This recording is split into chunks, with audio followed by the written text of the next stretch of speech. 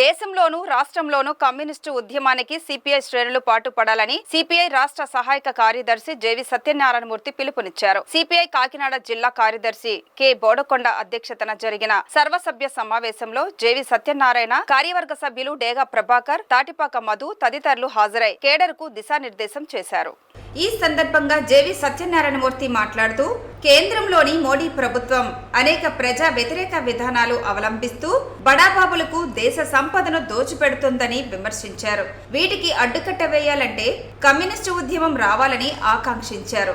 బుధవారం కాకినాడలో జరిగిన పార్టీ జిల్లా కార్యదర్శి కె బోడకొండ అధ్యక్షతన జరిగిన ఈ సమావేశానికి రాష్ట్ర నాయకులు విచ్చేసి దిశానిర్దేశం చేశారు. కార్యవర్గ సభ్యులు తాటిపాక మధు మాట్లాడుతూ, ఎన్నికలకు ముందు బీజేపీ, వైసీపీలకు వ్యతిరేకంగా సిపిఐ శ్రేణులు ఎన్నో పోరాటాలు చేశాయని పేర్కొన్నారు. ప్రజాస్వామ్యాన్ని రక్షించుకునేందుకు మరిన్ని పోరాటాలు చేయాల్సి ఉందని తెలిపారు.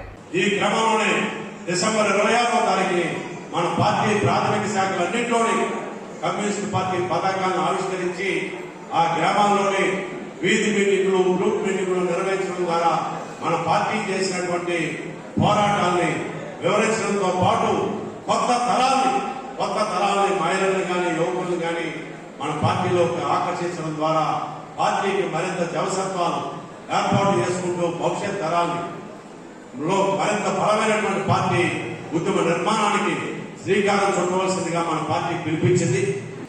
ఆ ఉద్యమాల ఫలితంగానే మేము పోటీ చేస్తున్నామని మనం ప్రజల ముందుకు వెళ్ళాం. మీరందరూ సిపిఐ సభ్యులు కాబట్టి మీకు తెలియాలి. కానీ అనుకున్నంతగా ఓట్లు మనకు రావట్లేదు.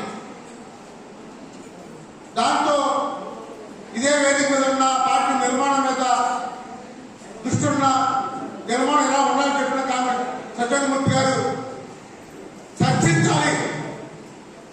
ఎందుకు ఓట్లు రాలేదు చర్చించాలి, ఎందుకు ప్రజలు ఓట్లేట్లు చర్చించాలి, అసలు మన పార్టీ ప్రజల్లో ఉందో లేదో చర్చించాలి, అసలు మన పార్టీ శాఖ పనిచేస్తుందో లేదో చర్చించాలి అనే దాని మీద ఆయన సుమారు గంట పాటు విశాఖపట్నంలో మాట్లాడారు.